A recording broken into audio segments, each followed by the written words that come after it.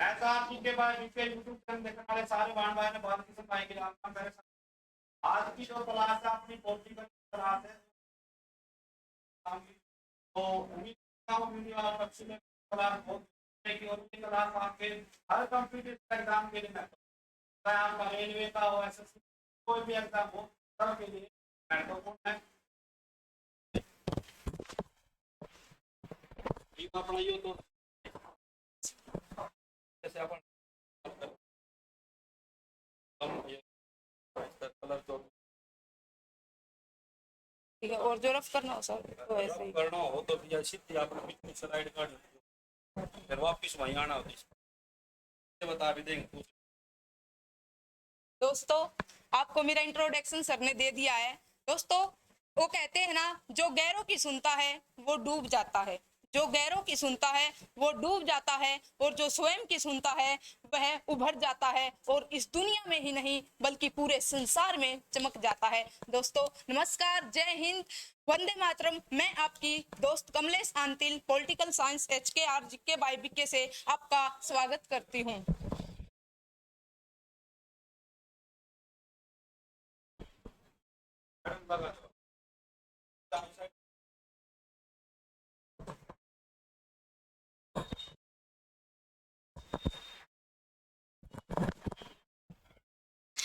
दोस्तों हम आप सबके सामने जो चर्चा के लिए विषय लेकर आए हैं वो है पॉलिटिकल साइंस। दोस्तों हम जानेंगे कि पॉलिटिकल साइंस क्या है और इसमें क्या क्या है।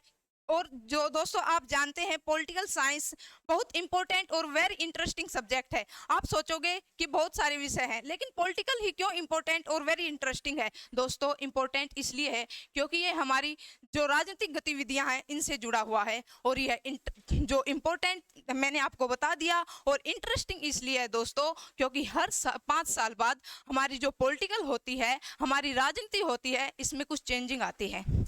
बहुत सारे जो टॉपिक्स हैं वो चेंज होते हैं, बहुत सारे जो बातें हैं वो चेंज होती हैं। हर 5 साल बाद हमें एक नई चीज़ पढ़ने को मिलती है जिसमें हमें इंटरेस्ट होता है, और यह टॉपिक हमारे लिए वेरी इंटरेस्ट और वेरी ही इम्पोर्टेंट बन गया। अब दोस्तों हम बात करेंगे कि पॉलिटिकल साइंस क्या है। दोस्तों आप अपने सामने लिखा हुआ जो शब्द देख रहे हैं वो है पॉलिटी। पॉलिटी का अर्थ होता है दोस्तों राज्य व्यवस्था,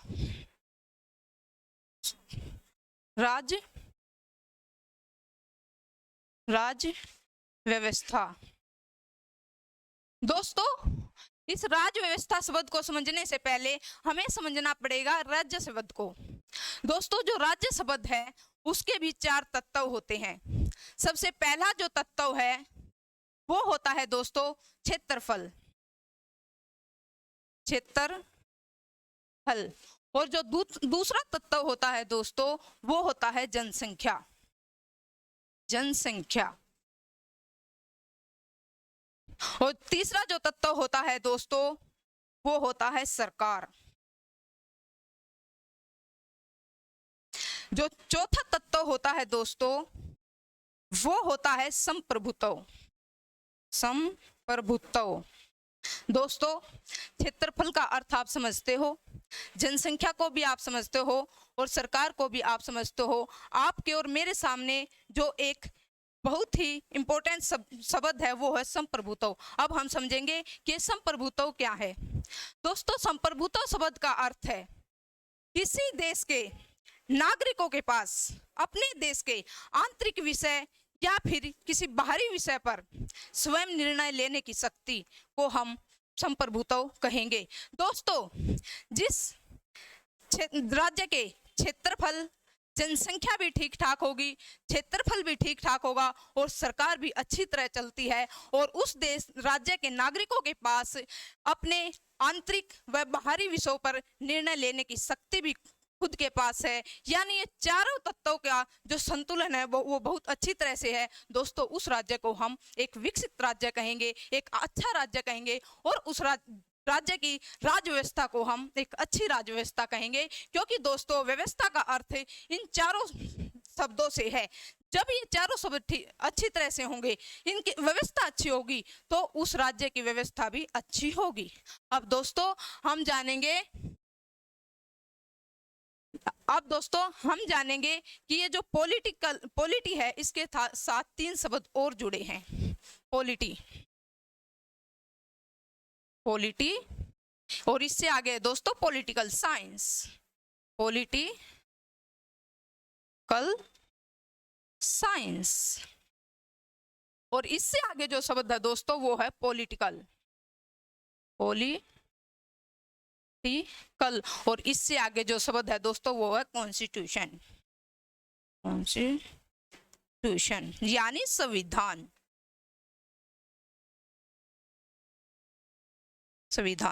दोस्तों आप अपने सामने लिखा हुआ देख रहे हैं पोली।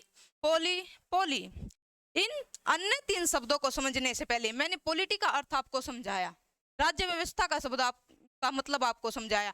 अब आप देख रहे हो पोली। आप सोचते होंगे इन तीनों शब्दों में ये पोली शब्द क्यों जुड़ा है, इसका क्या अर्थ है? दोस्तों पोली शब्द ग्रीक भाषा के पोलिस शब्द से लिया है। किस भाषा के? ग्रीक भाषा के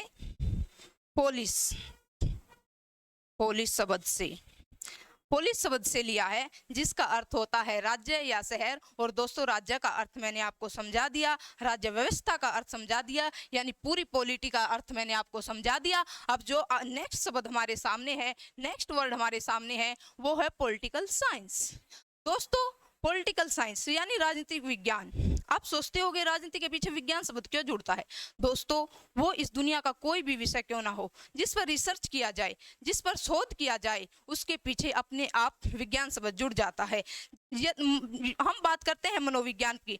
जब भी हमारे मन से संबंधित इमोशन पर, संवेगों पर रिसर्च किया, मनोवैज्ञानिकों ने शोध किया, उसके पीछे मनोविज्ञान जुड़ गया। और यदि बात दोस्तों हम रसायन की करते हैं, जब रसायनों पर रिसर्च होता है तो वह हमारी जो रासायनिक विज्ञान बन जाती है। उसी तरह दोस्तों जब पॉलिटिकल पर रिसर्च हुआ, शोध किया शोधकर्ताओं ने, तो इसके पीछे भी अपने आप विज्ञान शब्द जुड़ गया। तो दोस्तों हमने पॉलिटिकल साइंस का अर्थ समझा, और इसके बाद हम ये भी समझेंगे कि पॉलिटिकल साइंस पर सबसे पहले किसने शोध किया और कौन कौन थे, उनके शिष्य कौन हुए।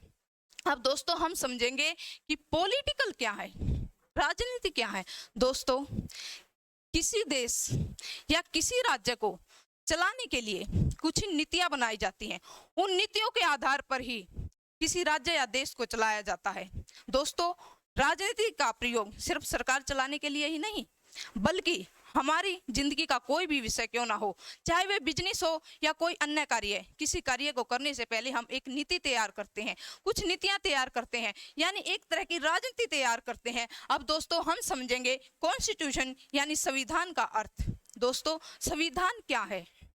संविधान का किसी देश की या राज्य की राज्य व्यवस्था को संभालने में, चलाने में एक अहम योगदान होता है। तो क्यों ना हम इस इंपॉर्टेंट शब्द की डेफिनेशन को समझे। दोस्तों कुछ नियम, उपनियम, नीति, सिद्धांत यानी प्रिंसिपल के समूह से एक लिखित दस्तावेज तैयार किया जाता है, यानी एक बुक तैयार की जाती है, जिसके द्वारा किसी देश की राज्य व्यवस्था को चलाया जाता है। उन नियम उपनियम के समूह के आधार पर उसको दोस्तों हम संविधान कहते हैं। और संविधान दोस्तों 2 प्रकार का होता है, लिखित भी और मौखिक भी। दोस्तों जो लिखित संविधान जिन जिन देशों का है, मौखिक संविधान जिन देशों का है, हम उन पर भी चर्चा करेंगे।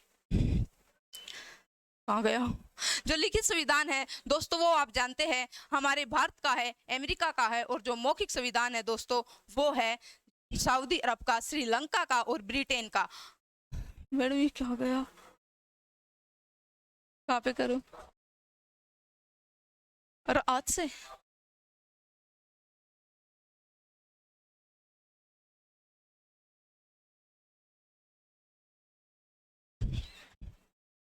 हमने दोस्तों संविधान के अर्थ समझा, संविधान का कितने प्रकार का ये समझा, और कुछ महत्वपूर्ण जो देश हैं उनका संविधान समझा किस प्रकार का। अब दोस्तों संविधान के अंदर एक सबसे इंपॉर्टेंट शब्द होता है अधिकार। अब हम इसका अर्थ समझेंगे। ये अधिकार क्या है? अधिकार दोस्तों अधि प्लस आकार, इसका अर्थ होता है दोस्तों, ये दोस्तों 4 प्रकार का होता है। ये भी जो अधिकार है दोस्तों, एक मानव के पास, एक इंसान के पास, एक नागरिक के पास 4 तरह के अधिकार होते हैं। जो पहला अधिकार होता है दोस्तों, वो होता है प्राकृतिक अधिकार। प्राकृतिक अधिकार, प्राकृतिक अधिकार। और दूसरा होता है दोस्तों मानव अधिकार, मानव अधिकार। और जो तीसरा होता है दोस्तों, वो होता है कानूनी अधिकार, कानूनी अधिकार।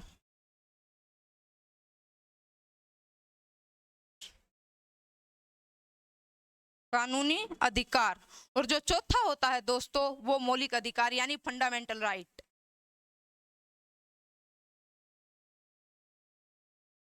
मौलिक अधिकार। दोस्तों हम समझेंगे सबसे पहले प्राकृतिक अधिकार क्या होते हैं। दोस्तों प्राकृतिक अधिकार हमें प्रकृति से प्राप्त होते हैं, जैसे सुनना, गाना, सोना या खाना। ये एक ऐसे अधिकार होते हैं, न तो हमें किसी ऑर्गेनाइजेशन से, ना ही किसी सरकार से, और ना ही किसी शक्ति से प्राप्त होते हैं। ये हमें जन्म से, प्रकृति से प्राप्त होते हैं। और प्राकृतिक अधिकारों के बिना एक मानव जीवन असंभव है। अब दोस्तों हम बात करेंगे मानव अधिकार। मानव अधिकार क्या है दोस्तों? मानव अधिकार जो है यूएनओ ने सन 1948 में दिए। कब दिए यूएनओ ने? सन 1948। यूएनओ के अनुच्छेद 30 में मानव अधिकारों को दिया और उसके साथ एक प्रस्तावना भी दी। दोस्तों जो यूएनओ है, अब हम उस पर चर्चा करेंगे। यूएनओ ने जो इसने हमें मानव अधिकार दिए, और यूएनओ ने मानव अधिकार सिर्फ एक देश के नागरिकों के लिए नहीं, बल्कि दुनिया के जितने देश हैं सबके लिए मानव अधिकार हैं। इसलिए हम मानव अधिकारों के लिए एक शब्द यूज करते हैं, मानव अधिकार सार्वभौमिक है, यानी हमारी धरती पर, हमारी भूमि पर जितने भी देश हैं सभी नागरिकों के लिए हैं। अब हम बात करते हैं दोस्तों यूएनओ पर। UNO, united nation organization. दोस्तों जो यूएनओ है, इसका जो हेडक्वार्टर है वो यूएसए के न्यूयॉर्क शहर में है।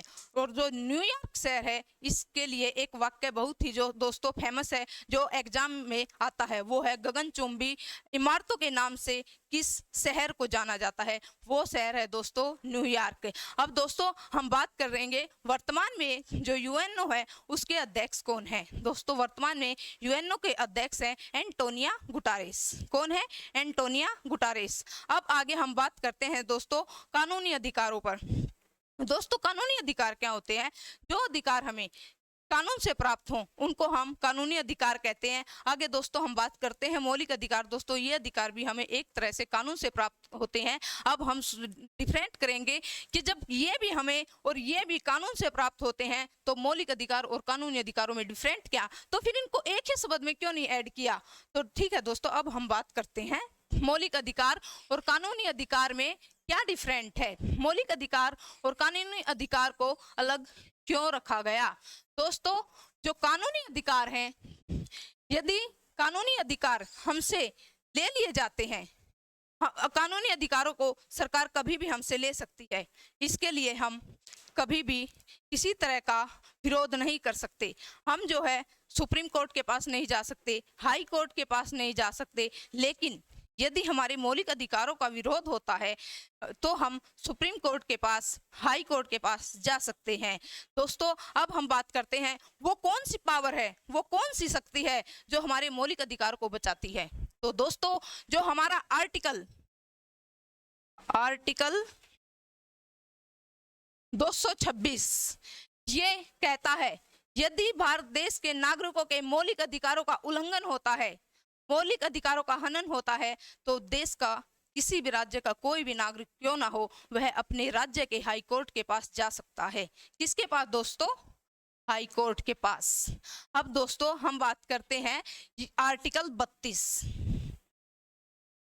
आर्टिकल 32, आर्टिकल 32 दोस्तों आर्टिकल 32 कहता है, यदि हमारे मौलिक अधिकारों का हनन होता है, किसी व्यक्ति के मौलिक अधिकारों का विरोध किया जाता है, तो वह व्यक्ति आर्टिकल 32 के अनुसार सुप्रीम कोर्ट के पास जा सकता है, सुप्रीम कोर्ट के पास जा सकता है। लेकिन यदि दोस्तों हमारे कानूनी अधिकार का जो है विरोध होता है या सरकार हमसे लेती है, तो हम किसी भी आर्टिकल के थ्रू जो है किसी भी न्यायालय में नहीं जा सकते, न हाई कोर्ट के पास जा सकते हैं, ना सुप्रीम कोर्ट के पास जा सकते हैं। इस तरह से दोस्तों हमने पॉलिटी का अर्थ समझा, पॉलिटिकल साइंस का अर्थ समझा, पॉलिटिकल का अर्थ समझा, और साथ में दोस्तों हमने जो है संविधान का अर्थ समझा, संविधान कितने प्रकार का है और जो किस देश में किस प्रकार का संविधान है। उसके बाद संविधान में इंपॉर्टेंट शब्द जो होता है अधिकार, उसको समझा, अधिकार के कितने प्रकार है ये समझे, तथा दोस्तों हमने मौलिक अधिकार का अर्थ समझा। अब दोस्तों हम बात करते हैं मौलिक अधिकारों की। दोस्तों मौलिक अधिकार सबसे पहले किस देश ने दिए? दोस्तों मौलिक अधिकार सबसे पहले ब्रिटेन ने दिए। सबसे पहले देने वाला जो देश था वो था ब्रिटेन। ब्रिटेन कब दिए? 1215 में। दोस्तों जो ब्रिटेन ने अपने देश के नागरिकों के लिए सबसे पहले मौलिक अधिकार दिए, उनको क्या कहते थे? दोस्तों उनको मैग्ना कार्टा कहा गया। क्या बोला? Magna carta. दोस्तों इस मैग्ना कार्टा शब्द का अर्थ भी हम समझेंगे। और जब ब्रिटेन ने 1215 में अपने देश के नागरिकों के लिए मौलिक अधिकार दिए यानी मैग्ना कार्टा दिया, तो उस समय ब्रिटेन के किंग कौन थे? ब्रिटेन के राजा कौन थे? उस समय ब्रिटेन के राजा थे राजा जॉन। राजा जॉन या फिर किंग भी कह सकते हैं, राजा जॉन। दोस्तों अब हम बात करते हैं कि इस मैग्ना कार्टा शब्द का क्या अर्थ है। दोस्तों मैग्ना कार्टा शब्द से अभिप्राय है हमारे मौलिक अधिकारों को लिखकर एक दस्तावेज तैयार करके रख दिया जाए। उस दस्तावेज को ही जिसमें अधिकार लिखे गए हैं, जिसमें मौलिक अधिकार लिखे गए हैं, उसको मैग्ना कार्टा कहते हैं। दोस्तों उसी तरह हमारे संविधान में जो भाग 3 है, जिसमें आर्टिकल 12 से आर्टिकल 35 तक हमारे मौलिक अधिकार लिखे गए हैं, उसको भी हम मैग्ना कार्टा कहते हैं। प्लीज जो भी है बीच में मत बोलो, प्लीज जब मैं पूछूं जब बोल लो, क्योंकि मैं कंफ्यूज हो जाती हूँ। ठीक है, वहां से आ जाती है बीच से, प्लीज। तो दोस्तों हम बात करते हैं जो हमारे संविधान का भाग 3 है, उसको भी मैग्ना कार्टा कहते हैं। तो हमने सुना है, हमने पढ़ा है, जो हमारे संविधान में भाग 3 में हमारे मौलिक अधिकार हैं, ये लिए तो अमेरिका देश से हैं।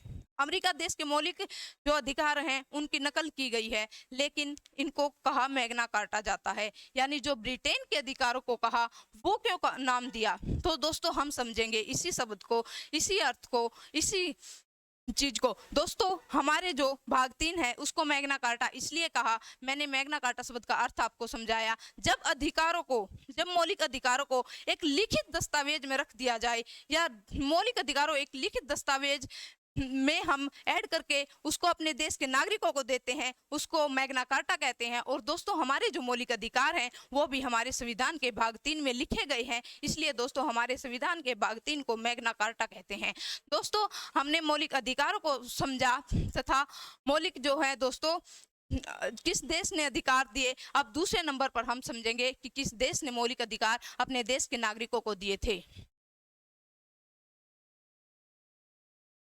दोस्तों अपने देश के नागरिकों को दूसरे नंबर पर मौलिक अधिकार देने वाला देश था USA, United state of America.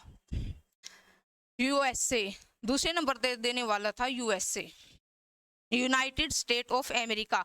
USA में दोस्तों यूएसए के जो संसद था उसके अंदर सन 1787 में एक बिल आया। कब आया? सन 1787 में। दोस्तों सन 1787 में एक बिल आया कि क्यों ना अपने देश के नागरिकों के लिए मौलिक अधिकार दिए जाएं। लेकिन दोस्तों इस बिल पर प्रोसेस चलता चलता सन 1791 आ गया। सन 1791 दोस्तों सन 1791 में जाकर ये बिल पास हुआ, और जो यूएसए है यानी अमेरिका है, यूनाइटेड स्टेट अमेरिका है, उसके नागरिकों को जो है मौलिक अधिकार मिले। और जो ये बिल पास हुआ था, जो सन 1787 में अमेरिका की संसद में आया था, 1791 में पास हुआ था, इस बिल को किस नाम से जाना जाता है? वो बिल था the bill of right. The bill of right. The bill of right. दोस्तों ये बहुत इंपॉर्टेंट क्वेश्चन है। अमेरिका के जो मौलिक अधिकार हैं नागरिकों के लिए, उस जो बिल आया था उसको किस नाम से जाना जाता है? The bill of right. अब दोस्तों बात करते हैं तीसरा फ्रांस। दोस्तों आप जानते हो फ्रांस के लुई 16वें जो है बहुत ही एक तानाशाही राजा थे। उनको जनता की कोई फिक्र नहीं थी। जनता ने स्वयं उस राजा को पकड़कर फांसी के फंदे पर चढ़ा दिया था और 1789 में जो है फ्रांस के शासन को अपने हाथ में ले लिया था। और सन 1789 में ही फ्रांस की जनता ने अपने जो फ्रांस के लीडर तैयार किए थे जनता ने, उन्होंने अपने देश के नागरिकों के लिए मौलिक अधिकार तैयार किए और जो वो मौलिक अधिकार अपने देश के यानी फ्रांस के नागरिकों को दिए वो दिए थे सन 1789 में। हमने देश दोस्तों समझा पहले सबसे पहले अधिकार देने वाला देश ब्रिटेन था, सेकेंड टाइम अधिकार देने वाला देश यूएसए था, यूनाइटेड स्टेट अमेरिका, और तीसरी बार अधिकार देने वाला देश जो था वो फ्रांस था। दोस्तों हमने अधिकारों की चर्चा कर ली है। अब दोस्तों आगे हम चर्चा करेंगे, भाग जा, आगे हम चर्चा करेंगे दोस्तों पॉलिटिकल साइंस पर। मैंने पहले ही बोला था कि शोध हुआ, रिसर्च हुआ, तो हमारी पॉलिटिकल साइंस पर रिसर्च करने वाले, शोध करने वाले वो पहले व्यक्ति कौन थे दोस्तों? जिसने हमारी पॉलिटिकल साइंस के बारे में सबसे पहले बोला वो व्यक्ति थे सुकरात। कौन थे? सुकरात।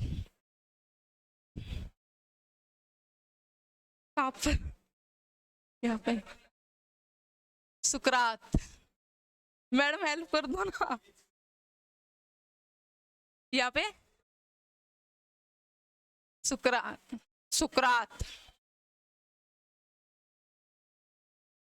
सुकरात जो दोस्तों एथेंस के रहने वाले थे। प्लीज हंसो मत, मैं फर्स्ट टाइम डिजिटल बोर्ड पे पढ़ा रही हूँ, ठीक है? मैं भी आपकी तरह स्टूडेंट ही हूँ, मैंने कोई डिजिटल बोर्ड पे टीचिंग नहीं किया, मैं फर्स्ट टाइम आई हूँ और सोनीपत से आई हूँ 123 किलोमीटर दूर से चलकर। प्लीज डिमोटिवेट करने की बजाय मुझे मोटिवेट करो। तो दोस्तों जो पहले जो शोधकर्ता थे, रिसर्च करने वाले व्यक्ति थे पॉलिटिकल साइंस पर, वो थे सुकरात। और जो सुकरात थे वो किस देश के रहने वाले थे? एथेंस। एथेंस। दोस्तों सुकरात के, नहीं सर पता नहीं कहाँ गायब होगी।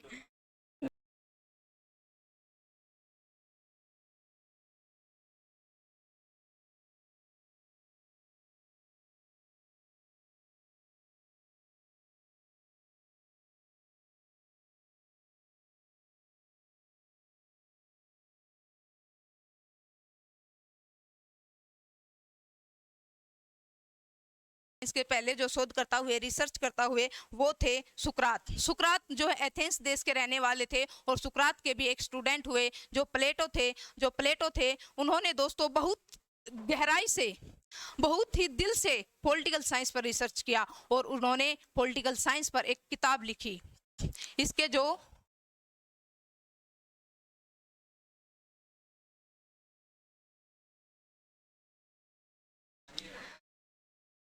सुकरात,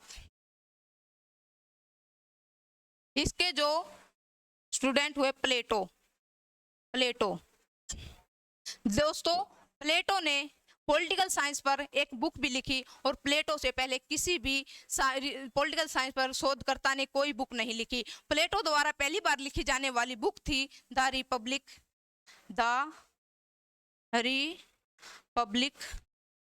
ऑफ लॉ। दोस्तों द रिपब्लिक ऑफ लॉ में प्लेटो ने क्या लिखा? प्लेटो ने सुकरात के साथ मिलकर पॉलिटिकल साइंस पर चर्चा की। दोस्तों प्लेटो और सुकरात के बीच में पॉलिटिकल साइंस को लेकर जो चर्चा हुई, उन सब बातों को प्लेटो ने द रिपब्लिक ऑफ लॉ अपनी बुक में ऐड किया। दोस्तों ये क्वेश्चन भी इंपॉर्टेंट है एग्जाम में आने के लिए। दोस्तों अब हम बात करते हैं जो प्लेटो थे, इन्होंने जो गहराई से रिसर्च किया। ये हम क्यों कहते हैं? क्योंकि दोस्तों प्लेटो ने पॉलिटिकल साइंस को ऊंचे लेवल तक ले जाने के लिए एक एकेडमी भी खोली जिसमें सिर्फ पॉलिटिकल साइंस की चर्चा होती थी, जिसमें सिर्फ पॉलिटिकल साइंस पर रिसर्च होता था। दोस्तों जो प्लेटो ने एकेडमी खोली वो थी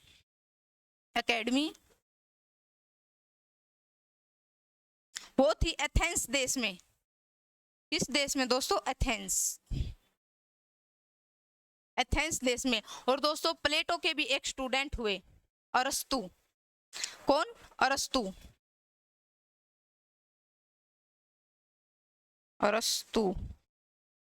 दोस्तों अरस्तु को पॉलिटिकल साइंस का जनक कहा जाता है और हमारे लिए जो इंटरेस्टिंग क्वेश्चन है वो ये है, इससे पहले इन दो रिसर्च करने वाले व्यक्ति हमारे पॉलिटिकल साइंस में हुए, इनको हमारी पॉलिटिकल साइंस का जनक क्यों नहीं कहा।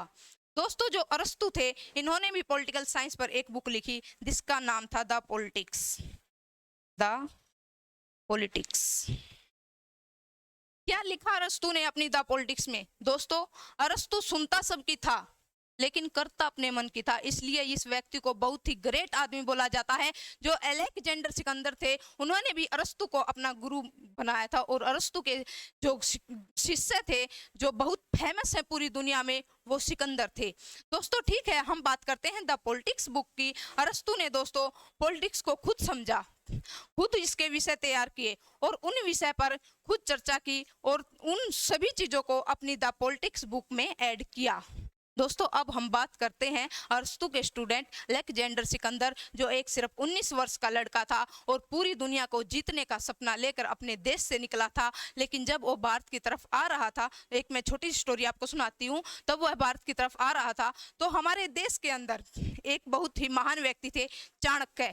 चाणक्य यह खबर लेकर धनानंद के पास गए, जो मगध सम्राट था, और धनानंद एक बहुत ही घटिया किस्म का राजा था। दोस्तों उन्होंने चाणक्य का अपमान किया, उन्होंने कहा कि ये क्या मुझे शिक्षा देगा, मैं एक महान व्यक्ति, मेरे पास इतना धन दौलत, ये मुझे ज्ञान दे रहा, मुझे एडवाइस दे रहा। उन्होंने चाणक्य का अपमान करके अपने साम्राज्य से, अपने राज दरबार से भगा दिया। और चाणक्य ने दोस्तों उसी समय शपथ ले ली थी कि धनानंद मैं तेरे साम्राज्य का सत्यानाश कर दूंगा। उसके बाद दोस्तों चाणक्य वहां से खुद एक कूटनीति तैयार करके चला था कि सबसे पहले मैं स्वयं सिकंदर से निपटूंगा। लेकिन दोस्तों हमें इतिहास के अंदर पढ़ाया जाता है कि जो सिकंदर थे उनकी तबीयत खराब हो गई थी, उनके सैनिकों ने जो है शस्त्र रख दिए थे और हमारे भारत पर वह चढ़ाई नहीं कर पाए थे, हमारे भारत पर वह किसी तरह के कोई जो है जंग या लड़ाई नहीं कर पाए थे। लेकिन दोस्तों सिकंदर की जो तबीयत खराब हुई उसमें चाणक्य की चाल थी। चाणक्य अकेले व्यक्ति ने एक ऐसी कूटनीति तैयार की जिस कारण सिकंदर को वापस लौटना पड़ा और अपने देश पहुंचने से पहले ही सिकंदर की डेथ हो गई थी। दोस्तों हमने जो पॉलिटिकल साइंस के शोधकर्ता हैं उनकी इम्पोर्टेंट बुक है, उन पर हमने चर्चा की, पॉलिटिकल साइंस को भी समझ लिया, पॉलिटी को भी समझ लिया, तथा दोस्तों अब हम आगे बढ़ते हुए जाएंगे अपनी संविधान सभा की तरफ। हमारी संविधान सभा का निर्माण किस मिशन से हुआ, वो कौन सा मिशन था, उससे पहले अंग्रेजों ने क्या सोचा था कि क्यों हम भारत को आज़ाद करें। अंग्रेजों ने फिर भी कदम उठाया था 1942 में भी कि क्यों ना हम भारतीयों को दोबारा से बहका लें, इनको आज़ाद करने का सपना इनका तोड़ दें। ये क्यों नहीं चल रहा ऐसे? ओ भाई कर देना एक बार, आ गया होते अरे कर जाना, नहीं नेक्स्ट पेज लाने के लिए इसमें, हाँ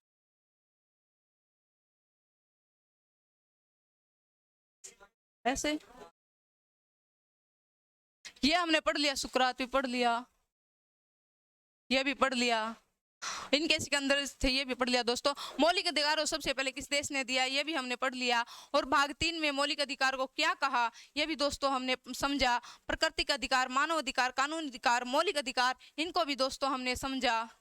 मौलिक अधिकारों का उल्लंघन होने पर हम किस अनुच्छेद में जा सकते हैं? अनुच्छेद 226 के अनुसार हाई कोर्ट में, अनुच्छेद 32 के अनुसार सुप्रीम कोर्ट में। हाँ दोस्तों सुप्रीम कोर्ट के अंदर हम हमारे अनुच्छेद 32 के अंदर 5 रिट दी गई है जिनके द्वारा हम सुप्रीम कोर्ट में जा सकते हैं अपने मौलिक अधिकारों के लिए। जिसने हमारे मौलिक अधिकारों का उल्लंघन किया उसके विरोध में जो है एक तरह से कार्रवाई कर सकते हैं। दोस्तों अब बात करते हैं क्रिप्स मिशन। दोस्तों जब जब चर्चा हुई, जब हमने चर्चा की कि हम अपना खुद का एक संविधान बनाएंगे, और दोस्तों आप जानते हो 26 जनवरी सन 1930 को पंडित जवाहरलाल नेहरू ने ये घोषणा कर दी थी कि हमारा देश तो आज़ाद होकर रहेगा। उसके बाद दोस्तों इतने दिल से हमारे क्रांतिकारियों ने जो है क्रांति की थी, अपने देश को आज़ाद कराने के लिए कार्य किए थे कि 1947 में हमारा देश आज़ाद हो गया था। और जैसे ही दोस्तों हमारे देश के जो महान लोग थे वो हर समय के साथ समझ रहे थे कि हमारा देश आज़ाद होगा, अंग्रेजों को हमारा देश छोड़कर जाना पड़ेगा, पड़ेगा और हमें अपना देश संभालने के लिए स्वयं के एक नए कानून बनाने होंगे, संविधान सभा बनानी होगी। लेकिन दोस्तों आप जानते हो जब 1914 से लेकर 1918 में फर्स्ट वर्ल्ड वॉर हुआ था तो उस समय अंग्रेजों ने युद्ध, जो फर्स्ट वर्ल्ड वॉर था अंग्रेजों ने नहीं बल्कि इंडिया के जवानों ने जीता था। जो उस समय अंग्रेजों की सेना में भर्ती करने का कार्य किया था वो एजेंट थे महात्मा गांधी। महात्मा गांधी को अंग्रेजों ने आश्वासन दिया था कि हम इस वर्ल्ड वॉर के बाद आपको आज़ाद कर देंगे, तुम हमारा इस युद्ध में साथ दो। लेकिन जैसे ही दोस्तों सन 1918 के बाद फर्स्ट वर्ल्ड वॉर खत्म हुआ तो अंग्रेजों ने कहा हम तुमको आज़ाद नहीं करेंगे। और दोस्तों आप जानते हो सेकेंड वर्ल्ड वॉर हुआ सन 1939 से 1945 तक। अंग्रेजों ने फिर कहा कि आप हमें हमारा साथ दो, हम तुम्हें आज़ाद कर देंगे। लेकिन अब की बार तो गांधी जी को भी समझ में आ गया था कि ये लोग हमें सिर्फ बहका रहे हैं, हमें कोई आज़ादी नहीं देंगे। तो दोस्तों सभी लोगों ने जो है अंग्रेजों का साथ छोड़ना बंद कर दिया था और अपने देश के लिए नए कानून बनाने के लिए संविधान सभा की मांग करने लगे थे। दोस्तों संविधान सभा की जब मांग रहे थे उस समय अंग्रेजों ने सोचा क्यों ना हम दोबारा से भारतीयों को बहकाएं। तो दोस्तों 1942 में अंग्रेजों ने एक क्रिप्स मिशन भेजा। इस क्रिप्स मिशन ने कहा कि तुम हमारा सेकेंड वर्ल्ड वॉर में साथ दो, हम तुम्हें आज़ादी देंगे। लेकिन दोस्तों भारतीयों ने साफ मना कर दिया कि हमें तुम्हारा कोई साथ नहीं देंगे और हम अपनी आज़ादी अपने दम पर लेंगे। तो दोस्तों जो ब्रिटेन चर्चिल जो यहाँ के पीएम होते थे 1942 में, उन्होंने क्रिप्स मिशन भारत में भेजा था। और क्रिप्स मिशन भारत कब आया था? सन 1942 में। और उस समय वहाँ के पीएम थे विंस्टन चर्चिल। दोस्तों अब हम बात करते हैं जो क्रिप्स मिशन हमारे देश में आया था उस पर हमारे देश के दो महान लोगों ने कुछ टिप्पणी की थी। जो गांधी थे उन्होंने कहा था a post dated cheque draw on failing bank. इसका अर्थ है दोस्तों जो आपने क्रिप्स मिशन भेजा है ये तो उस बैंक का चेक है जो फेल होने जा रहा है, जो खत्म होने जा रहा है। और जवाहरलाल नेहरू ने कहा post dated check on the crushing bank. इसका अर्थ था दोस्तों ये तो उस बैंक का चेक है जो भ्रष्ट होने जा रहा है, जो एक दिन खत्म होने के कागार पर खड़ा है। दोस्तों इस तरह से जो ये दोनों क्वेश्चन बहुत इंपॉर्टेंट है क्योंकि एग्जाम के अंदर पूछा जाता है गांधी ने क्रिप्स मिशन पर क्या कहा और पंडित जवाहरलाल नेहरू ने क्या कहा। अब दोस्तों हम आगे बात करते हैं कैबिनेट मिशन। दोस्तों आप जानते हो हमारी संविधान सभा को बनाने के लिए जो एक तरह का हमें अधिकार प्राप्त हुआ था वो कैबिनेट मिशन से प्राप्त हुआ था। दोस्तों सन 1945 के अंदर ब्रिटेन में चुनाव हुआ और उस चुनाव में ब्रिटेन की सरकार बदल गई। सबसे पहले 1942 में जो पीएम थे वो थे विंस्टन चर्चिल। लेकिन सन 1945 के बाद ब्रिटेन में चुनाव होने के बाद जो क्लाइंट एटली थे जो द लिबर्टी ऑफ पार्टी के से चुने गए थे ये वहाँ के पीएम थे। और इस पीएम ने अंग्रेजी सरकार की दशा को देखा और इन्होंने निश्चय किया और दो आदेश देकर इन्होंने कैबिनेट मिशन को 24 मार्च सन 1946 में भारत भेजा। कि अब दोस्तों हम बात करेंगे कि ये क्या था और जो दो मेन मुद्दे थे वो क्या थे। 14 मार्च सन 1942 को दोस्तों ब्रिटेन की हाउस ऑफ कॉमन, ये कॉमन्स नहीं है सर, कॉमन्स है, ठीक है, उसमें जो है बिल पास हुआ और जो है हमारे भारत में आया। अब हम बात करते हैं कि वो क्या था। दोस्तों हाँ जो कैबिनेट मिशन था जो 1946 में हमारे देश में आया था इसके अंदर 3 सदस्य थे और वो 3 सदस्य थे पैथी कोलिंस, एवी अलेक्जेंडर, स्टेफोर्ड क्रिप्स। अब क्वेश्चन बनता है दोस्तों ये कौन कौन थे, ये ऐसे क्या इंपॉर्टेंट आदमी थे जो इन्हीं को चुना गया कैबिनेट मिशन के लिए। दोस्तों जो पैथिक लॉरेंस थे ये उस समय भारत के सचिव थे और जो एवी अलेक्जेंडर थे वो नेवी के अध्यक्ष थे। क्योंकि दोस्तों जानते हो आप नेवी उस समय सबसे महत्वपूर्ण थी अंग्रेजों के लिए क्योंकि उस समय हर व्यापार जो है समुद्र से होता था। अब दोस्तों हम बात करेंगे स्टेफोर्ड क्रिप्स, व्यापार मंत्री और बिजनेस भी अंग्रेजों के लिए बहुत महत्वपूर्ण है। आप जानते हो दोस्तों हमारे सोने की चिड़िया को इस बिजनेस के जो है एक दिखावे के नाम पर ही खाली कर दिया, हमारे देश को खोखला कर दिया था अंग्रेजों ने। ये तीनों इंसान जो आदमी जो है दोस्तों अंग्रेजों के लिए इम्पोर्टेंट थे और उन्होंने इनको कैबिनेट मिशन में भारत भेजा। और जो कैबिनेट मिशन था उन्होंने कहा कि उन्होंने कहा दो बातें लेकर, दो बिल लेकर वो हमारे देश में आया था। एक तो दोस्तों कि हम भारत को संविधान सभा बनाने का अधिकार देते हैं, और दूसरा था दोस्तों हम उसको एक संप्रभुत्व देश बनाएंगे। किस तरह से संप्रभुत्व देश बनाएंगे? उनकी प्रभुता से दोस्तों अर्थ था कि जो शक्तियां अंग्रेजों के पास है वो शक्तियां हम भारतीयों से दे देंगे और उनको आज़ाद कर देंगे। और 15 अगस्त सन 1947 को दोस्तों हमारा देश आज़ाद हो गया। और आज़ादी के बाद हमारे देश के जो महान लोग थे, जो संविधान को यानी कानूनों को जानते थे, जो पढ़े लिखे थे, वो हमारे देश के लिए कानूनों को बनाने के लिए, संविधान सभा के बनाने के लिए जुट गई। अब दोस्तों आगे हम बात करते हैं। हाँ दोस्तों, अब जो संविधान सभा बनाई गई उसके लिए दोस्तों सीटें फिक्स की गई, 389 सीटें। लेकिन दोस्तों जो ये 389 सीटें थी, इससे पहले 1585 सीटों पर जनता के द्वारा डायरेक्ट इलेक्शन हुआ। कितनी सीटों पर दोस्तों? 1585 सीटों पर जनता के द्वारा। ये 1585 है दोस्तों, 1885 ये थोड़ा गलत है, ठीक है। ये 1585 राइट है। इस पर दोस्तों जो है जनता के द्वारा डायरेक्ट इलेक्शन हुआ। इन 1585 लोगों को चुना और इन 1585 लोगों ने 389 लोगों को चुना। इसलिए दोस्तों कहा जाता है कि हमारी संविधान की सभा के जो सबसे पहले सीट थी वो 389 थी, और जो हमारी संविधान सभा पर के लिए इलेक्शन हुआ था वो इनडायरेक्ट था, अप्रत्यक्ष था। दोस्तों अब हम प्रत्यक्ष इलेक्शन और अप्रत्यक्ष इलेक्शन को अंतर को समझेंगे। दोस्तों जब जनता के द्वारा अपना शासक स्वयं वोट डालकर चुना जाता है उसको हम डायरेक्ट चुनाव कहते हैं। और इनडायरेक्ट का अर्थ होता है दोस्तों जब जनता के द्वारा कुछ व्यक्तियों को चुना जाता है और वो व्यक्ति फिर अन्य व्यक्ति को चुनते हैं, उसको दोस्तों इनडायरेक्ट चुनाव कहते हैं। जैसे हमारे देश के राष्ट्रपति के लिए इनडायरेक्ट चुनाव होता है।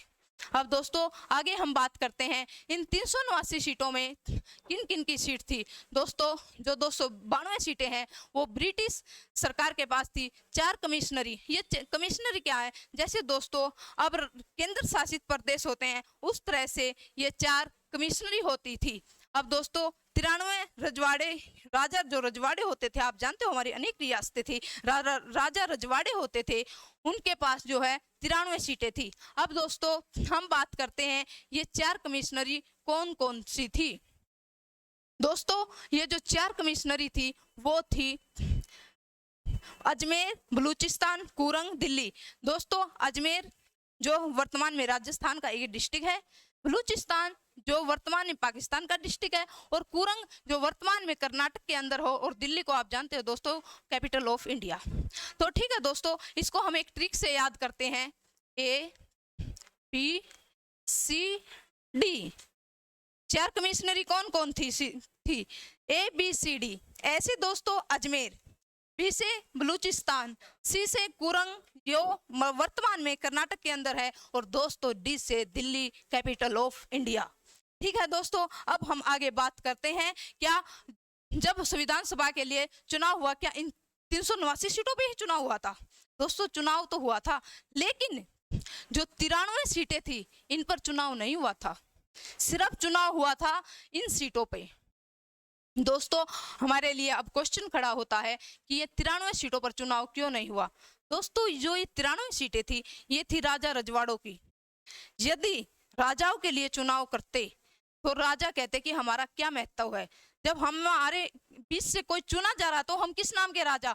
उनकी सम्मान को बनाए रखने के लिए, उनके राजा की शक्ति को बनाए रखने के लिए दोस्तों इन 93 सीटों पर चुनाव नहीं हुआ था। चुनाव हुआ था तो सिर्फ 296 सीटों पर हुआ था। अब दोस्तों हम आगे पढ़ेंगे इन 296 सीटों में से किसको कितनी सीट प्राप्त हुई।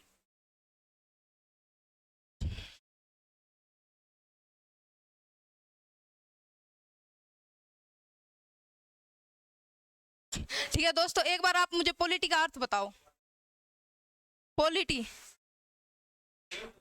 का अर्थ राज व्यवस्था। हाँ, तो आप दोस्तों पॉलिटिकल साइंस क्यों कहते हैं? राजनीति को राजनीति विज्ञान क्यों कहते हैं? गुड, बिल्कुल बिल्कुल। पॉलिटिकल को पॉलिटिकल क्यों कहते हैं? राजनीति क्यों कहते हैं? क्या है राजनीति का अर्थ? इसके अंदर कुछ नीति बनाई गई, उन नीतियों के आधार पर सरकार को चलाया जाता है, इसलिए इसको राजनीति कहते हैं। अब आप संविधान किसे कहते हैं? यदि आपको समझ नहीं आ रहा तो प्लीज बता दो, क्योंकि फिर मुझे भी गंदा फील होगा, आपको समझ नहीं आ रहा और मैं भी आप बोलूंगी और आपको कुछ समझ नहीं आए तो ये तो गंदी बात है ना। फिर क्या फायदा मेरा भी पढ़ाने का? और टीचर कोई टीचर नहीं होता जब स्टूडेंट को कुछ समझ ना आए, कोई फायदा नहीं होता उस टीचिंग का। मैं बोल के चली जाऊंगी, आप बोलोगे आए थे और बोल के चलीगी। आप बताओ संविधान का अर्थ बताओ। संविधान का कोई भी नहीं डेफिनेशन नहीं दे सकता, एक बताओ कोई भी, कोई तो होगा इस क्लास में जो संविधान का अर्थ बताए। दोस्तों मैं हर चीज का दोबारा से एक मौखिक रूप से बोल रही हूँ, एक मिनट मैं, ठीक है दोस्त मैं फिर पूछती हूँ आपसे, ठीक है ठीक है। देख अब सबसे हंसो मत, मैं भी स्टूडेंट हूँ, मैं बोल चुकी हूँ पहले। दोस्तों मैं दोबारा से आपको बताती हूँ, पॉलिटी का दोबारा मैं मॉक टेस्ट लूंगी। पॉलिटी का अर्थ होता है राज्य व्यवस्था, और राज्य के होते हैं 4 तत्व: क्षेत्रफल, जनसंख्या, सरकार, संप्रभुत्व।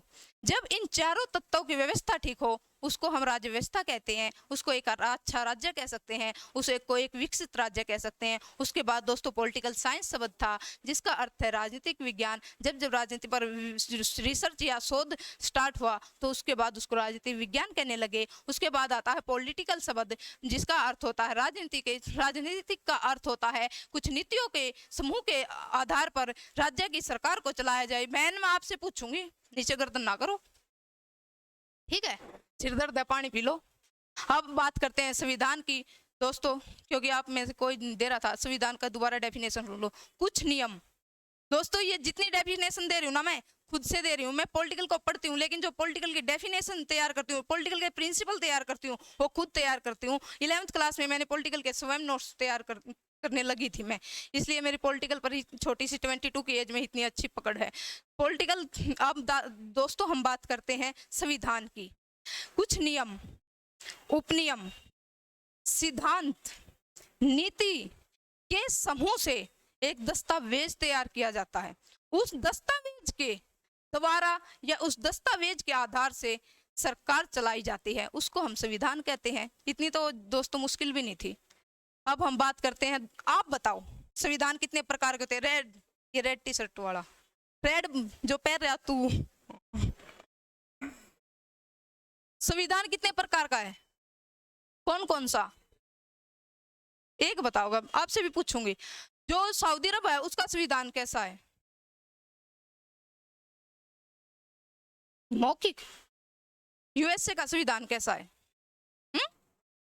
लिखित। चल ठीक है, कुछ कुछ तो समझ में आ रहा है। तो ठीक है दोस्तों, आप हमें बताओ सबसे पॉलिटिकल पर जिसने रिसर्च किया था, शोध किया था, तू खड़ा हो जा और बता। नहीं तेरे तक पीछे वाला कौन थे? कौन से देश के थे? दो, कोई बात नहीं, तू बता। ब्लैक, ओए हेलो जो बैक साइड देख रहा है, हाँ हाँ हाँ तू कौन से देश के थे? सुकरात। ब्रिटेन के नहीं, एथेंस के थे।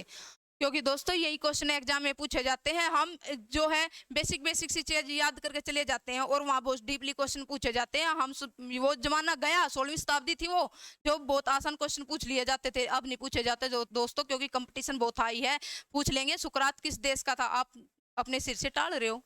फिर आपको आता नहीं, आउट ऑफ सिलेबस आता है, टीचरों का पढ़ाया हुआ नहीं आता, कोचिंग सेंटर तो फेल है दोस्तों। कोचिंग सेंटर फेल नहीं है, ना ही कोई टीचर फेल है दोस्तों। यदि फेल हो तो आपका पढ़ने का तरीका है, आप ध्यान नहीं दे रहे। अब आप मुझे बताइए, जो ये तू है चश्मे वाला लड़का है, नहीं बैक साइड तुम्हारी, जो एथेंस से थे, एथेंस देश, उसमें एक काम और हुआ था, प्लेटो ने किया था, वो क्या था?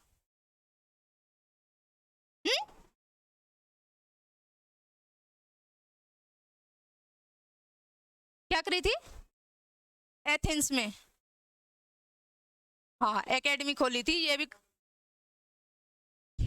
जो एथेंस देश था उसमें प्लेटो ने एकेडमी खोली थी दोस्तों। ये बहुत ही डीप क्वेश्चन है और इम्पोर्टेंट भी क्वेश्चन है। और दोस्तों ये है बेसिक क्वेश्चन, इसको मत समझना, इसको वेरी इंपॉर्टेंट क्वेश्चन अपने नोट्स में लिख लेना, ठीक है। अब मैं बात करती हूँ, आप बताओ अरस्तु की बुक का नाम बताओ। The politics. आप खड़ी हो जाओ, सबसे बैक वाली दोनों लड़की, अरस्तु के जो स्टूडेंट हुए हैं वो कौन थे? चाणक्य। आप ये ग्रीन सूट वाली लास्ट सेकंड बेंच, अरस्तु के स्टूडेंट, येलो सूट वाली खड़ी हो ना, कौन थे अरस्तु के स्टूडेंट? गुड, ठीक है। अब हमने ठीक है, जो हमारी जो संविधान सभा में जो सीटें थी वो कितनी थी? ये तो लिख रही है, इनको तुम बता दोगे। ठीक है, हमने यहाँ तक पढ़ लिया है। 1585 सीटों पर डायरेक्ट चुनाव हुआ था, जो 389 सीटों हैं इन पर इनडायरेक्ट चुनाव हुआ था, और जो 93 सीटें हैं इन पर चुनाव नहीं हुआ था। जो 4 सीटें हैं ABCD, यानी दोस्तों अजमेर, बलूचिस्तान, कुरंग, दिल्ली, ये इन पर चुनाव हुआ था। 292 यानी 200 जो 96 सीटें हैं इन पर चुनाव हुआ था। अब हम बातें करते हैं इनके पास कितनी सीटें थी। एक पेज गायब बीच से, चल कोई बात नहीं दोस्तों।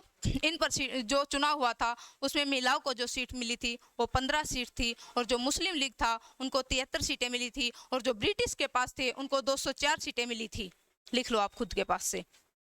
अब आगे चलते हैं हम दोस्तों। संविधान सभा, हमारी संविधान सभा को संविधान को बनाने के लिए पूरी या फिर टोटल 12 बैठक हुई थी। जो हमारे संविधान को बनाने के लिए पहली बैठक हुई थी दोस्तों, वो बैठक थी, बीच में मत बोलो, जब मैं क्वेश्चन पूछूंगी जब बोलना खूब, ठीक है। 9 दिसंबर 1946 को। और जो दोस्तों संविधान सभा की पहली बैठक थी उसके अंदर कितने सदस्य थे? 207 सदस्य थे। और जो इसके अध्यक्ष थे, अध्यक्ष कौन थे? सच्चिदयानंद सिन्हा। लेकिन दोस्तों क्वेश्चन के अंदर पूछा जाता है जो सच्चिदयानंद सिन्हा थे ये स्थायी सदस्य थे या अस्थायी? बिल्कुल। और जो उप अध्यक्ष थे, ये अध्यक्ष है दोस्तों, ठीक है, उपाध्यक्ष थे वो थे HC मुखर्जी। कर लो नोट कर रहे हो क्या? कर लो। आगे दोस्तों 1947 के बाद जो संविधान सभा की सीटें थी वो 299 हो गई, ठीक है। जो दूसरी संविधान सभा की बैठक हुई थी दोस्तों वो 11 दिसंबर 1940 को हुई थी, और इसके अंदर दोस्तों एक इम्पोर्टेंट कार्य हुआ था। इसके अंदर हमारी संविधान सभा में एक स्थायी सदस्य चुना गया था, एक स्थायी अध्यक्ष चुना गया था, वो थे डॉक्टर राजेंद्र प्रसाद।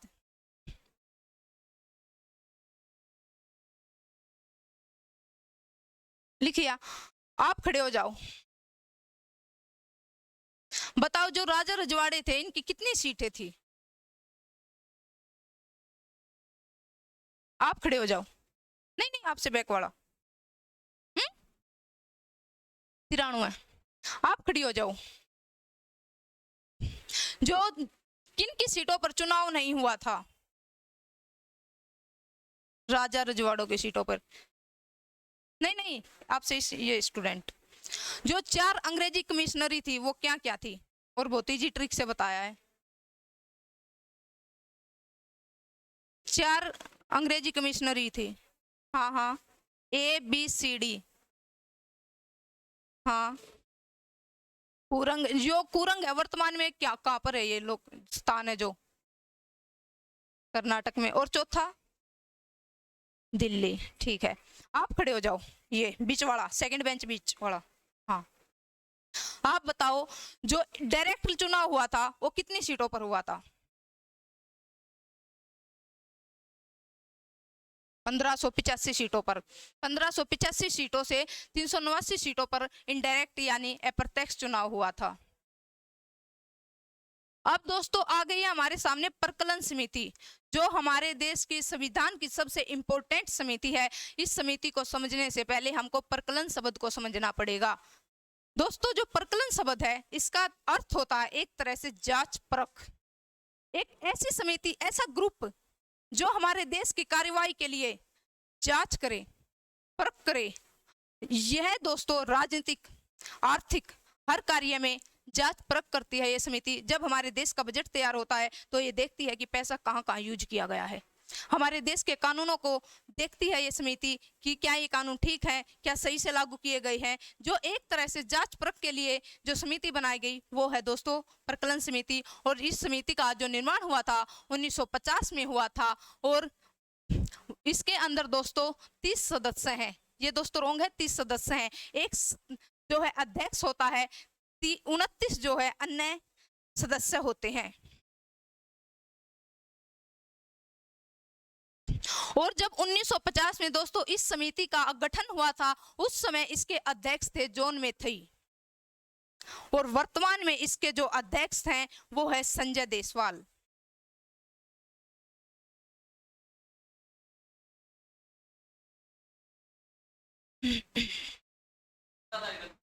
क्या अध्यक्ष देव सत्ताधारी? हाँ बिल्कुल, बहुत अच्छा क्वेश्चन है। सत्ताधारी क्या होता है दोस्तों? सत्ताधारी शब्द से अभिप्राय है वो सत्ता जो फिलहाल हमारे जो सरकार में है, सेंटर में है। जैसे अब भी हमारी जो बीजेपी तीसरी बार हमारे देश को प्रधानमंत्री देगी। इससे पिछली बार भी जो बीजेपी सत्ताधारी दल था और इससे पिछली बार भी जो है बीजेपी सत्ताधारी दल था। 2014 से लेकर 2024 तक बीजेपी सत्ताधारी दल है। यानी उन जो प्रकलन समिति है उसका अध्यक्ष जो होगा वो सत्ताधारी दल से होगा। जो सरकार बनी हुई है, जो दल विजय है, उसका एक सदस्य जो है हमारी प्रकलन समिति का अध्यक्ष होगा। अब दोस्तों इंपॉर्टेंट जो क्वेश्चन आता है, जो एक बहुत ही डीपली क्वेश्चन है, वो है कि जो हमारी प्रकलन समिति है इसके अंदर लोकसभा के अध्यक्ष हो सकते हैं लेकिन कोई मंत्री शामिल नहीं हो सकता। मंत्री परिषद से कोई व्यक्ति इसके अंदर शामिल नहीं होगा। ये दोस्तों बहुत ही अच्छा क्वेश्चन है। हो गया नोट? अब बात करते हैं दोस्तों संवैधानिक सलाहकार कौन थे? वो थे भीमराव अंबेडकर। उद्देश्य प्रस्ताव पारित कहाँ हुए? 13 दिसंबर सन 1940 को पंडित जवाहरलाल नेहरू ने किए।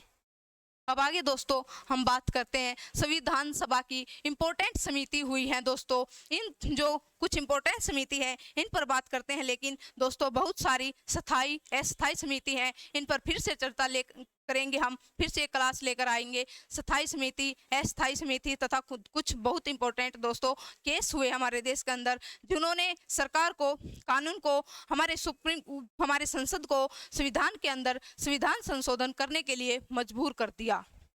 अब हम दोस्तों सबसे पहले एक समिति हमारे हुए जो संविधान में हुई है वो हुई है संघ समिति। जो संघ समिति के अध्यक्ष थे दोस्तों वो थे पंडित जवाहरलाल नेहरू। और इसके लिए हम एक ट्रिक यूज करते हैं। संघ, पंडित जवाहरलाल नेहरू, ये दोस्तों आप सब जानते हो, जो हमारे क्रांतिकारियों के भी सगे बनकर रहते थे और अंग्रेजों के भी। इसके लिए हम इसके लिए एक शब्द यूज करते हैं सगे, यानी संघ। संघ समिति के जो अध्यक्ष थे वो थे पंडित जवाहरलाल नेहरू। अब दोस्तों हम बात करते हैं प्रांत संविधान समिति। दोस्तों आप जानते हो हमारे देश के अंदर बहुत सारी रियासतें थी। उन रियासतों को जोड़ने में जो सबसे अहम योगदान दिया, जो सबसे अधिक मेहनत की, वो की थी सरदार वल्लभ भाई पटेल ने। और दोस्तों आज एक श्रेय दिया जाता है हमारे देश को एक करने के लिए वल्लभ भाई पटेल को, और इन्हीं के जन्म दिवस पर भारतीय एकता दिवस मनाया जाता है दोस्तों। इसलिए प्रांतों को एक करने में, जो प्रांतों को बनाने में, हमारी रियासतों को एक करने में, हमारे देश को बनाने में जो महत्वपूर्ण भूमिका निभाई और सरदार वल्लभ भाई पटेल थे, इसलिए हम इसको ट्रिक से याद कर सकते हैं। प्रांत संविधान समिति के अध्यक्ष कौन थे? वो थे सरदार वल्लभ भाई पटेल। अब हम बात करते हैं प्रक्रिया समिति। प्रक्रिया क्या होता है दोस्तों? संविधान पर, ठीक है।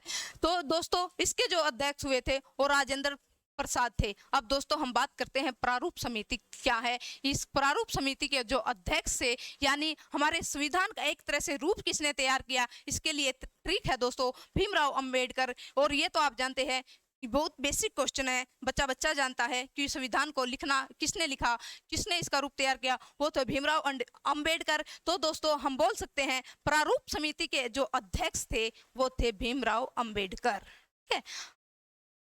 अब दोस्तों जो हमारे संविधान में अनुच्छेद हैं वो सबसे पहले कितने थे दोस्तों?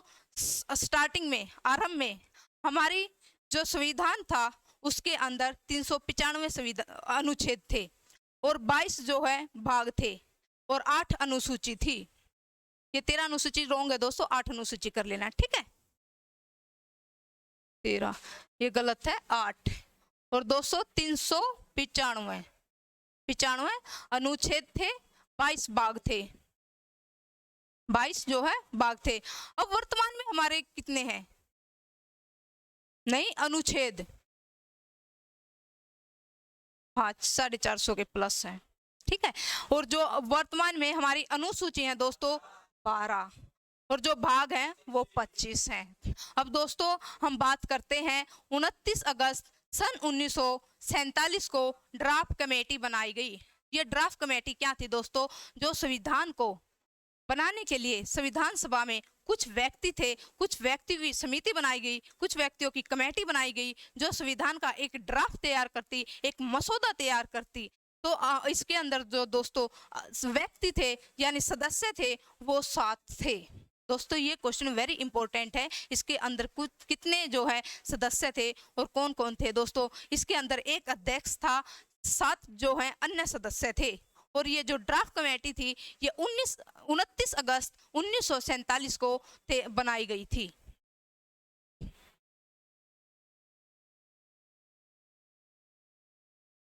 अब बात करते हैं दोस्तों संघ संविधान समिति।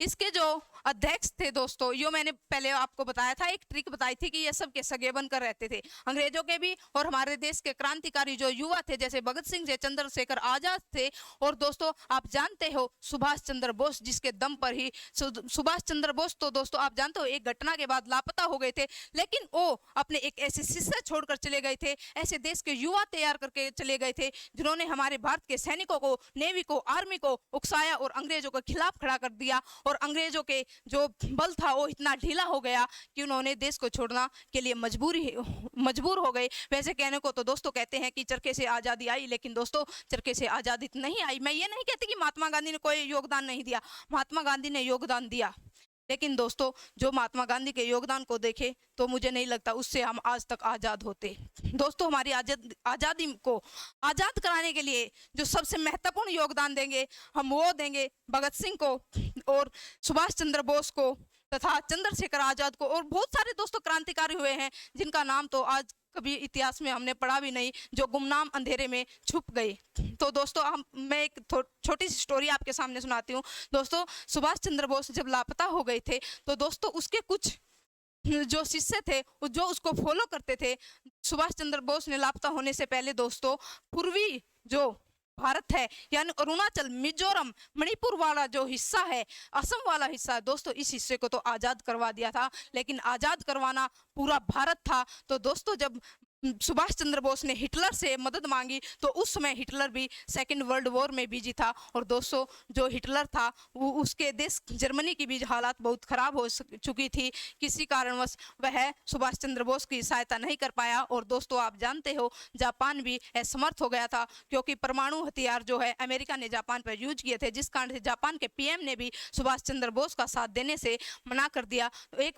तो दोस्तों हमारे जो सुभाष चंद्र बोस हैं किसी बात को लेकर जापान ही जा रहे थे तो उनका जो विमान है वो दुर्घटनाग्रस्त हो गया, और उसके बाद हमारे सुभाष चंद्र बोस हमें कभी कहीं नजर नहीं आए। कहने के तो लोग कहते हैं कि सुभाष चंद्र बोस जो है जिंदा हैं, कुछ कहते हैं हमने ऐसे व्यक्ति को देखा जिसके हाव भाव वैसे ही थे, लेकिन दोस्तों हमारे सामने नहीं आए, हमारे देश में हमें दिखाई नहीं दिए। लेकिन दोस्तों उनके कुछ जो है स्टूडेंट थे जो हमारे देश के युवा उनको फॉलो करते थे, उन्होंने देखा कि सुभाष चंद्र बोस तो हमारे बीच में नहीं है, लेकिन हमें उनका जो है सपना पूरा करना होगा, अपने देश को आज़ाद करना होगा। उन्होंने जो ब्रिटिश का साथ देती थी हमारी इंडियन नेवी, आर्मी के जवान उनके बीच में गए और उनके बीच में जाकर उन्होंने उनको उकसाया कि हमारे देश के इतने क्रांतिकारी हमारे देश के लिए बलिदान दे गए और तुम अंग्रेजों का साथ देते हो।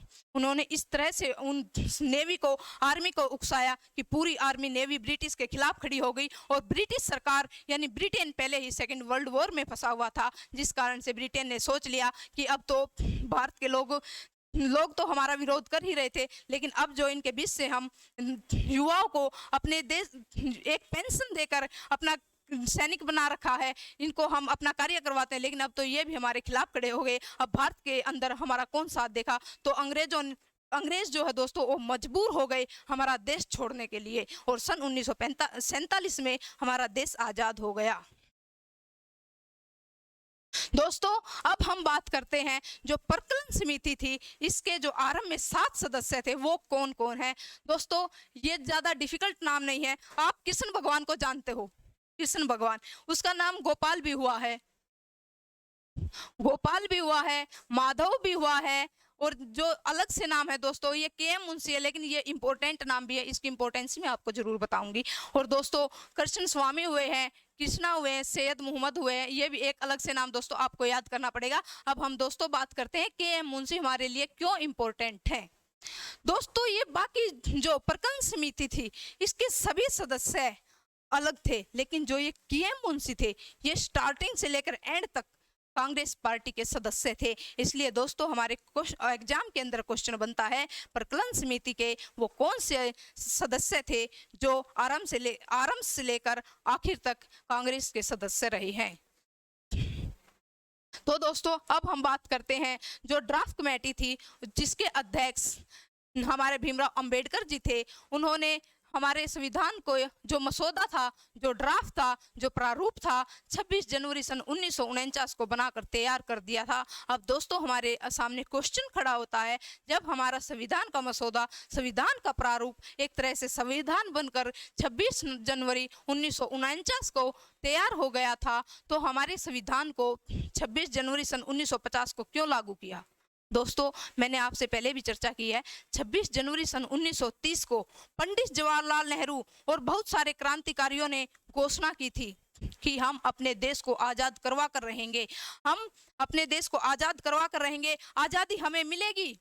उसी तिथि को 26 जनवरी 1930 ये दोस्तों जनवरी नवंबर में हुआ था, नवंबर, ठीक है। 26 नवंबर 1949 को हमारा संविधान बनकर तैयार हो गया था, लेकिन 26 जनवरी 1950 को लागू किया था, क्योंकि वो तारीख जो 26 जनवरी 1930 को घोषणा की थी, शपथ ली थी हमारे क्रांतिकारियों ने कि हम अपने देश को आजाद करवा कर रहेंगे, उसी तिथि को यादगार बनाए रखने के लिए, उसी तिथि को याद रखने के लिए 26 जनवरी सन 1950 को हमारा संविधान लागू किया गया। अब दोस्तों हम बात करते हैं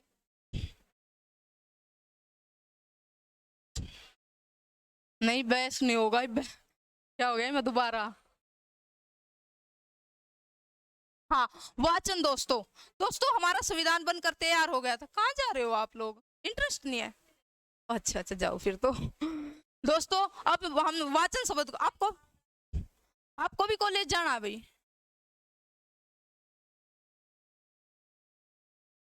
सारे उठ, क्या मैं अच्छा नहीं पढ़ा रही क्या, पता नहीं भाई उठ के जा रहे हैं। तो ठीक है दोस्तों हम बात करते हैं वाचन। वाचन क्या है, जो ये वाचन शब्द है दोस्तों इसका अर्थ होता है रीडिंग, यानी पढ़ना। जब हमारा संविधान बनकर तैयार हुआ दोस्तों तो उसके ऊपर 3 बार वाचन हुआ, यानी हमारे संविधान को 3 बार पढ़ा गया। कब पढ़ा गया और कौन सा वाचन इंपॉर्टेंट था, अब हम आगे बात करते हैं। वाचन दोस्तों 3 बार हुआ। जो पहला वाचन था वो था 11 नवंबर 1948 से नवंबर 1948 तक। वाचन रीडिंग पढ़ना, जैसे मैं एक किताब आपको दे रही हूं तो मैं कहूंगी कि आप वाचन कर रहे हो, ठीक है। अब जो दूसरा वाचन था दोस्तों वो 15 नवंबर 1948 से लेकर 17 अक्टूबर 1949 तक हुआ। और दोस्तों हमारे एग्जाम के अंदर क्वेश्चन पूछा जाता है कौन सा वाचन सबसे लंबा था, वो सेकंड, और कब से कब तक हुआ, ठीक है। अब दोस्तों हम बात करते हैं जो तीसरा वाचन था वो कब से कब तक हुआ, वो हुआ था दोस्तों 14 नवंबर 1949 से लेकर 26 नवंबर 1949 तक। अब दोस्तों 26 जनवरी जब ये 3 वाचन हुए, इन 3 वाचन के अंदर हमारे संविधान में कुछ सुधार किए गए और संविधान को जो है पूरी तरह से ये बोल दिया गया कि हमारा संविधान अच्छे से लिखा गया है। उसके बाद फाइनली 26 जनवरी 1950 को हमारा संविधान लागू हो गया और 26 जनवरी को हम संविधान दिवस यानी गणतंत्र दिवस मनाते हैं। अब हम आगे दोस्तों बात करते हैं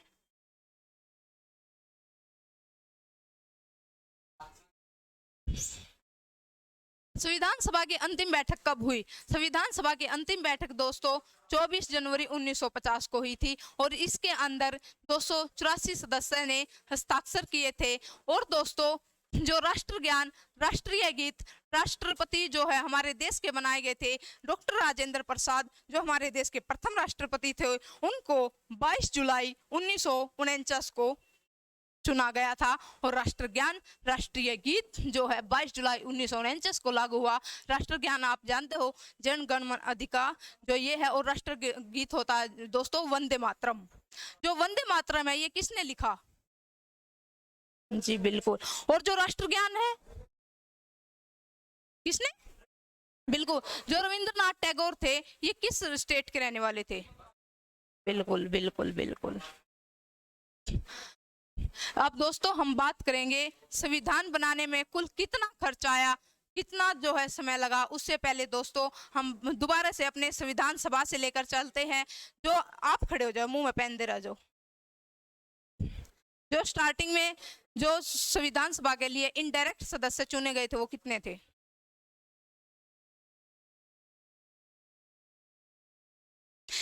कितने सीटों पर जो है चुनाव हुआ था ये पूछ रही हूँ। इनडायरेक्ट 389। बिल्कुल बिल्कुल। तो ठीक है दोस्तों, अब बात करते हैं संविधान बनाने में कुल कितना समय लगा था। दोस्तों एक बार जिसको जाना ना तो जाओ प्लीज। 1 मिनट, थोड़ा सा चैप्टर रह गया बस, होगी ठीक। जो दोस्तों संविधान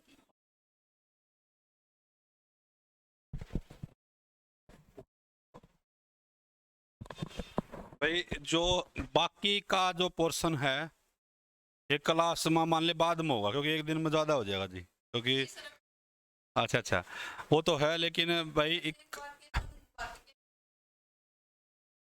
चलो थोड़ा हाँ है, 1-2 बच रहा है तो पूरा हो जाएगा। अन्यथा एक दिन में तो, क्योंकि बहुत पोर्टिकल भी वैसे माना तो बहुत बड़ी, और आप अच्छा बाबा एक घंटा 5 मिनट की क्लास हो, 1 घंटा में के पोर्टिकल हो है।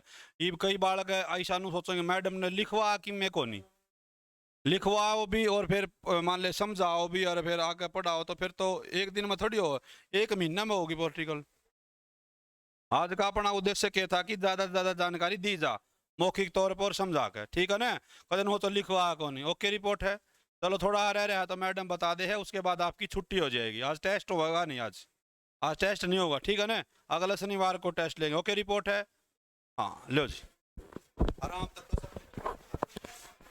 जो दोस्तों हमारे संविधान को लिखने में जो समय लगा था वो थे 2 साल 11 महीने 18 दिन, और जो खर्च हुआ था वो था 63,96,229 रुपये। और दोस्तों ये मैंने आपको पढ़ाया, स्टार्टिंग में 395 अनुच्छेद थे, अनुसूची 8 थी, भाग 22 थे। और दोस्तों 6 महीने हमारे संविधान को हाथ से लिखने वाले वो व्यक्ति कौन थे? वो थे दोस्तों प्रेम बिहारी नारायण, जो कि शांति निकेतन कोलकाता से थे। ये शांति निकेतन दोस्तों स्कूल था। अब दोस्तों हमारे संविधान पर जो कलाकृति की डिजाइन किया वो व्यक्ति कौन थे? वो थे दोस्तों नंदलाल घोष और राम मनोज, ये भी दोस्तों कोलकाता शांति निकेतन से थे। अब दोस्तों हम बात करते हैं हमारे संविधान में कितने पेज थे। हमारे संविधान के अंदर 291 पेज थे, और जो शब्द थे वो थे 1,17,251। दोस्तों संविधान पर हमने बात की, वापिस करूँ क्या, लिखना है? अब हम बात करेंगे प्रस्तावना का विचार भाषा किस देश से ली गई। दोस्तों जो ये प्रस्तावना है ये क्या है? दोस्तों प्रस्तावना हमारे संविधान का एक ऐसा भाग है जो 1976 के अंदर जब पीएम जो है श्रीमती इंदिरा गांधी थी, केशवानंद भारती केस के बाद प्रस्तावना को हमारे संविधान का हिस्सा माना गया था। और जो ये प्रस्तावना है दोस्तों, जो है हमारे संविधान का मूल ढांचा, मूल जो संविधान है उसको और भी मजबूत बनाता है। क्योंकि जब केशवानंद जी अपना केस हार गए थे तो उस समय एक कानून जरूर बना था कि जो हमारे सुप्रीम कोर्ट है या फिर संसद है वो हमारे संविधान का जो मूल ढांचा है उसमें कोई परिवर्तन नहीं करेगा। तो दोस्तों एक डायलॉग इसलिए जरूर फेमस होता है, तुम जीत कर भी रोए क्योंकि हम इस तरह हार गए। तो ठीक है दोस्तों, जो हमारा विचार है वो है ऑस्ट्रेलिया से लिया गया, और अमेरिका से लिया गया प्रस्तावना का विचार और जो प्रस्तावना के अंदर भाषा है वो ली गई ऑस्ट्रेलिया से। अब बात करते हैं दोस्तों हम प्रस्तावना की। प्रस्तावना पे हमारे कुछ पॉलिटिकल के अंदर महान व्यक्ति हुए हैं जिन्होंने प्रस्तावना को एक शब्द दिया। जो दोस्तों पंडित जवाहरलाल नेहरू थे, इन्होंने संविधान में प्रस्तावना को संविधान की आत्मा कहा। आत्मा क्यों कहा? क्योंकि दोस्तों आप जानते हो आत्मा के बिना तो मानव जीवन भी असंभव है। इसीलिए संविधान में आत्मा प्रस्तावना को इसलिए कहा क्योंकि जो संविधान का मूल ढांचा है, संविधान की आत्मा है, वो प्रस्तावना उसको बहुत मजबूत बनाती है। हमारे मौलिक अधिकार जो भाग 3 में दिए गए हैं वो तो है, लेकिन प्रस्तावना के अंदर भी 9 शब्द यूज किए गए हैं जिन पर हम आगे चर्चा करते हैं। और वो 9 शब्द हैं दोस्तों संप्रभुत्व, समाजवादी, धर्मनिरपेक्ष, लोकतांत्रिक, गणतंत्र और स्वतंत्रता।